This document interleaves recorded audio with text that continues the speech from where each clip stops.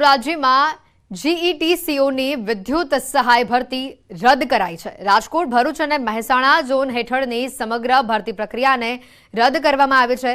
ભરતી પ્રક્રિયામાં અન્યાય થવા અંગે ઉમેદવારોએ ફરિયાદ કરી હતી।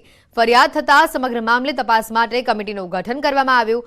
પોલ ટેસ્ટમાં માર્ગદર્શિકાનું પાલન ન થતું હોવાનું પણ સામે આવ્યું હતું। નિયમ મુજબ કામ કરવામાં ન આવ્યું હોવાનું તપાસમાં ખુલાસો થતાં આ નિર્ણય લેવામાં આવ્યો છે। કમિટીની તપાસ દરમિયાન પ્રક્રિયામાં ક્ષતિ હોવાનું પણ સામે આવ્યું છે। ફરી નવી ભરતી અંગેનો કાર્યક્રમ આગામી દિવસોમાં જાહેર કરવામાં આવશે।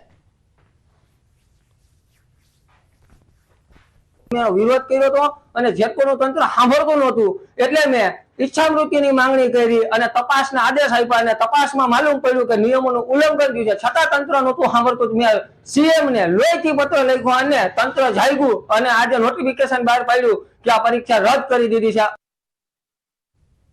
કિર્ગિસ્તાનની રાજધાની બિશ્કેકમાં